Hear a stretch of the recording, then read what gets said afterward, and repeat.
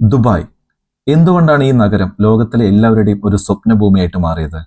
എന്തുകൊണ്ടാണ് ഈ നഗരം ഈ ലോകത്തിലെ നമ്പർ 1 ആയി പോകുന്നത്? എന്താണ് ദുബായ്? മുമ്പ് ഒരാഴ്ചത്തെ ഒരു കാര്യത്തിന് വേണ്ടിയിട്ട് ദുബായ് വന്ന ശേഷം ഈ നഗരം കൂടെ മനസ്സിൽ വരികയായിരുന്നു. വീണ്ടും ദുബായിൽ എത്തിപ്പെടണം എന്നുള്ള ഒരു ആഗ്രഹം, ഒരു ചിന്ത. അതിന് മാത്രം എന്താണ് ദുബായ് ഉള്ളത്? അത്രമാത്രം ഒരു ആകർഷണീയത ദുബായ്ക്കുണ്ട്. ആ സ്വപ്ന സാഫല്യത്തിനായിട്ട് വീണ്ടും ഞാൻ ദുബായിൽ വന്നിട്ട് ഇപ്പോൾ 2 ആഴ്ചയായി. ആദ്യം മനസ്സിലാക്കിയത് ഈ പേരെങ്ങനെ വന്നു എന്നുള്ളതാണ്.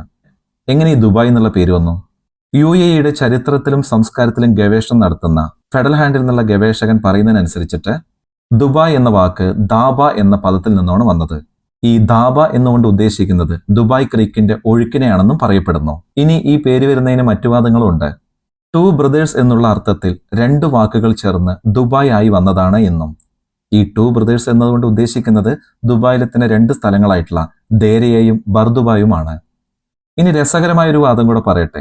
പഴയ ബ്രിട്ടീഷ് രേഖകൾ പ്രകാരം ദുബായ് നഗരത്തിന്റെ പഴയ പേര് അൽ വാസൽ എന്നായിരുന്നു. ബ്രിട്ടീഷുകാർ അതിനെ ദ ബേ എന്ന് വിളിച്ചതുകൊണ്ട് കാലങ്ങൾക്ക് ശേഷം ദ ബേ ദുബായായി മാറിയെന്നും ചില ബ്രിട്ടീഷ് രേഖകളിൽ പറയുന്നുണ്ട്.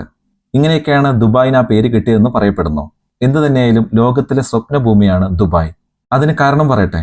ഈ ലോകത്തെ ഏറ്റവും മികച്ച സൗകര്യങ്ങളും, ഈ ലോകത്തെ ഏറ്റവും വലിയ കെട്ടിടവും, ഏറ്റവും വലിയ വിമാനത്താവളവും, ഏറ്റവും വലിയ മാളും തുടങ്ങി ദ ബിഗ്ഗസ്റ്റ്, ലാർജസ്റ്റ്, ലോങ്ങസ്റ്റ് തുടങ്ങിയവയെല്ലാം ദുബായിലായിരിക്കണം എന്ന് ഇച്ഛാശക്തിയുള്ള ഒരു ഭരണകൂടവും അവനവന്റെ സ്വപ്നങ്ങൾക്കൊപ്പം അതിന് സപ്പോർട്ട് ചെയ്യുന്ന ഇവിടുത്തെ ജനങ്ങളുമാണ് ദുബായിനെ ഇത്രയും നല്ലൊരു സ്വപ്നഭൂമിയാക്കി മാറ്റിയത്.